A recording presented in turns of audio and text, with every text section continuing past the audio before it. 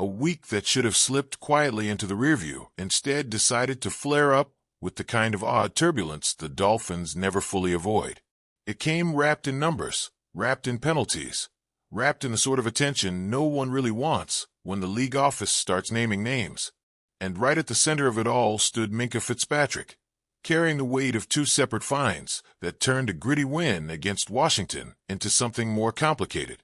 There's always a moment when you wonder what exactly the league is looking for. What sparks the decision to review one tackle over another? Why one play draws no flag, yet still earns a fine days later? There's no clarity here, and maybe that is what makes the situation feel so charged. Fitzpatrick found himself handed a $17,389 fine for a hip-drop tackle, and on top of that, another $12,172 for a low block earlier in the game. 2 hits, 2 decisions, 2 reminders that every move a player makes is caught in the kind of slow motion that never favors anyone wearing aqua and orange. The strange part is that only one of those plays actually drew a flag. The low block in the first quarter, the one that helped Washington march toward a field goal, came with a yellow marker and the usual frustration. The hip drop, though, nothing. No whistle, no pause, no hint in the moment that it would later become the pricier of the two. It happened at the end of a 17-yard burst from Chris Rodriguez, right as Washington crossed into Miami territory.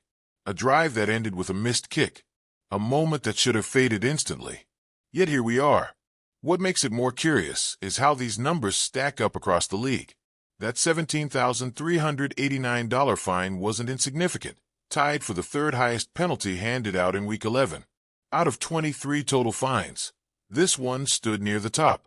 You start to wonder how many of these decisions get appealed, how many are upheld, how many come down to interpretations that shift week to week. Does any player ever feel like they know the boundaries? Or is it all guesswork wrapped in rulebook vocabulary? Before this week, the Dolphins had gone a while without showing up on the league's fine list. You'd have to go back to Week 3 to find the last time Miami players were penalized financially. That night was messy in its own way. The loss to Buffalo made worse by Aaron Brewer and Ollie Gordon, 2 each drawing fines. Brewer for a blindside block and Gordon for helmet use. Not that any of those plays mattered much once the scoreline settled, but they lingered in the paperwork just the same. And even before that, wide receiver Malik Washington had been the one caught in the league's crosshairs in Week 2. Also for helmet use. It's never the kind of attention anyone welcomes. Helmet infractions bring a different kind of scrutiny, one that sticks long after the game film rolls off the screen. Now Fitzpatrick joins an odd, uncomfortable group. Players fined twice in the same game. Only 7 across the entire league have ended up in that category this season. 7 out of hundreds. A list no one circles proudly. As it stands, Miami has now accumulated 5 fines this season, an oddly specific count that exists mostly for fans who track these things like loose statistics floating beneath the surface. Curiously, their opponents have collected 4. 1 from the Jets, 1 from the Chargers, 1 from the Falcons, 1 from the Ravens. It raises the kind of question no one really answers. Does any of this actually balance out? Or does it simply pile up until someone stops keeping score? The larger truth is this. Fines have a way of dulling a wind's shine. That narrow 16-13 victory already carried its own strange energy. Overtime, sputtering moments, missed field goals, tension that never fully lifted. Add this to it, and you get a week where the conversation drifts away from strategy and execution and toward paperwork and financial penalties. Why does that always seem to happen after games that feel like they should stay simple? While all that swirled, another story quietly pushed its way forward. A story that feels far less heavy, but just as layered. Channing Tindall, a name that once carried the weight of promise inside Miami's draft room, suddenly finds himself preparing for something unexpected. A season debut, but not in the uniform anyone imagined. He is suiting up for Arizona. There is something oddly striking about that. A top pick from the 2022 draft, a linebacker whose athletic ability once had fans wondering how soon he'd crack the defensive rotation, now stepping onto the field as a Cardinal. Not as a starter, not as a staple of their defense, but as an elevation from a practice squad made official just before their Week 12 meeting with Jacksonville. Tyndall has been with Arizona since September 10th, landing there shortly after Miami trimmed down to the 53-player limit. It's the kind of move that feels like a footnote until it isn't, until you realize he's been waiting, working, staying ready in silence. And now he gets his chance. It is easy to forget that he played 44 games for Miami across the past 3 seasons. 44. Yet only 21 total defensive snaps. The number almost feels out of place when you compare it to the optimism that trailed him from Georgia. Most of his contributions came on special teams, where effort matters, but visibility fades quickly.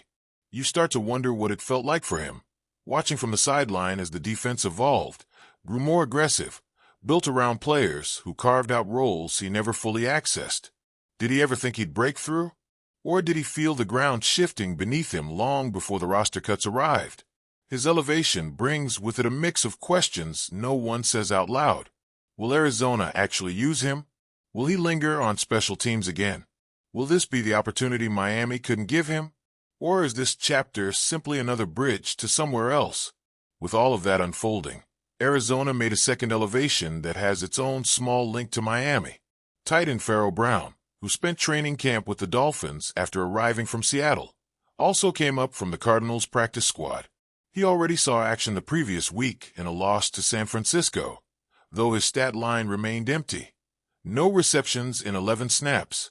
Yet there's always something intriguing about seeing a familiar name resurface in another environment. You think about the flashes he showed, the moments when he looked like he could carve out a role, then the subtle quiet that followed when the Dolphins moved on. You get the sense that these shifts, these tiny roster ripples, tell a story that never fully settles. Players arrive with expectations, leave with questions, reappear elsewhere with a mix of hope and uncertainty. And somewhere in that orbit sits the Dolphins, watching former picks take on new lives while the current roster continues its chaotic march through the season.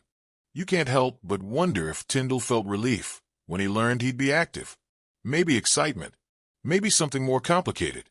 The kind of feeling that surfaces only when a player realizes his path has veered so sharply from where it began. Maybe he looks back at Miami and thinks about the moments that could have gone differently. Maybe he looks forward and imagines this as the chance he always waited for. Meanwhile, with Fitzpatrick's situation hanging overhead, you feel the emotional imbalance that often follows a week like this. Victories get overshadowed, individual performances get reframed, and suddenly everyone is talking about what happened after the game instead of what unfolded during it. A win should feel like a win, yet somehow this one feels like it sprouted loose threads no one asked for. Why do the Dolphins always seem to find themselves in weeks like this, where the headlines bend in unexpected directions? The contrast between Tyndall's quiet return and Fitzpatrick's loud finds creates a strange duality. One story rooted in frustration, the other in possibility. One wrapped in league discipline, the other in second chances. The kind of emotional mix that shapes a fan base's entire week without anyone realizing it. In the end, you look at all these details and sense something swirling under the surface. Movement, tension, transitions, unresolved edges. You wonder how these pieces settle in the long run. You wonder how players move forward after being singled out by the league, and how others rebuild their careers in new cities. You wonder how the Dolphins respond, how the locker room interprets all of this, how these narratives quietly shape the season's energy. And maybe the biggest question of all hangs there, unspoken yet fully present. What comes next? And how many more twists does this team have waiting just beneath the surface?